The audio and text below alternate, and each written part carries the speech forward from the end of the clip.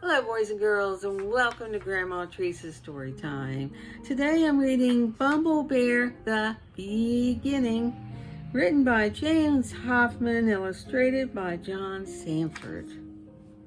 Bear loved honey. He loved honey more than any other bear could imagine loving it. He and his family lived in a cozy little cottage on Honey Hill Farm that had shelves for honey and jam. But the honey jars on the shelves were usually empty because Bear ate honey all day long. And all day long he thought about getting more honey. One day a bee flew by and a thought flew into Bear's head. Where bees are, honey is.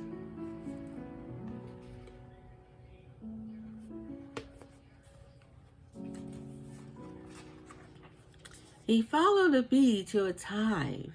Then another idea came to Bear. To get closer to the hive, to get the honey, I can dress like a bee.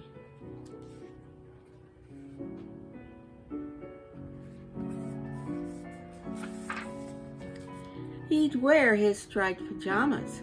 He'd hum a bee's buzz. He'd pretend to fly. And then, when the bees think I'm just another big bee, I'll grab the honey, he thought, quickly changing clothes. He finished his costume and spread his arms. I am Bumble Bear, he shouted, and off he dashed to the beehive. As soon as he saw the hive, Bumble Bear became much too eager to put his paws on honey. He forgot to hum or pretend to fly. He even forgot he was dressed like a bee. He wanted the honey so badly. He made a beeline straight to the hive, crashing through the field, making more noise than a freight train.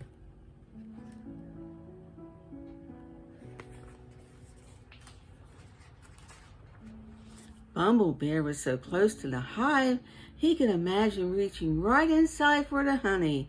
Then he stumbled.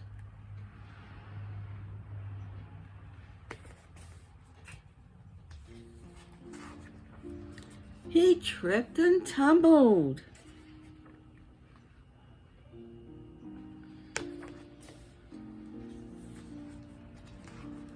He was really flying through the air now.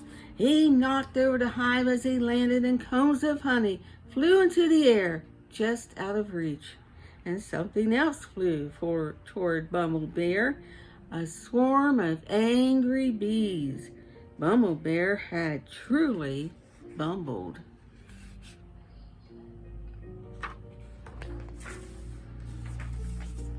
The bees aimed straight for the place where Bumble Bear's homemade stinger used to be.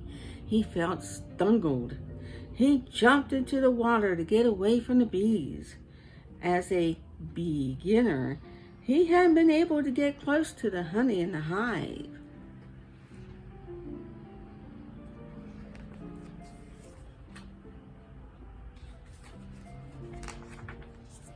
When he landed in the pond, the cold water eased the hurt of his stings, but not his feelings.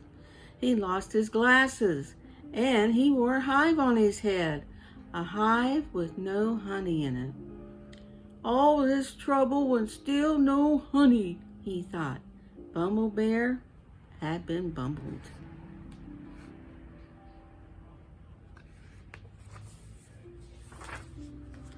He grumbled as he trudged home in his underwear, home to empty jars, home to hungry Gwendolyn Bear, his wife, and his 2 cubs, Wear and Tear. His stomach rumbled. It rumbled so loudly it scared the birds. So loudly, in fact, that Wear and Tear and Gwendolyn Bear heard him coming. They watched his rumbling and grumbling from the cottage windows.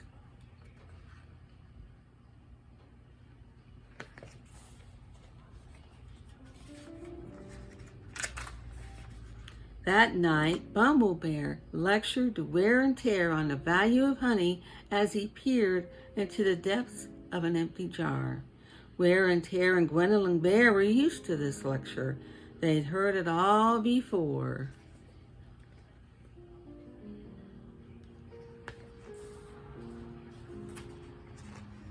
After his speech, Bumble Bear went to his study and planned far into the night, thinking up new ways to get honey into his rumbling tummy. "Tomorrow I'll try again," he mumbled. "What if..."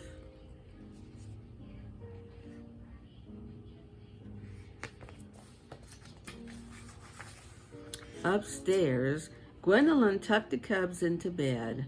Tear said, "Daddy sure likes honey, but I like race cars." "I like Pooh and honey too," Ware said sleepily. "I like a real honey, and that's your father," said Gwendolyn Bear. "He's a good bear, but not a very good bee. Good night."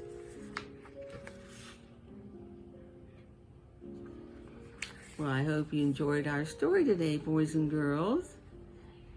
I know I did. That Bumble Bear can get into a lot of trouble, can he? Especially when it comes to those bees. Now, before we go, let's always remember, the more we get together, the more we get together, the happier we'll be. For your friends are my friends, and my friends are your friends.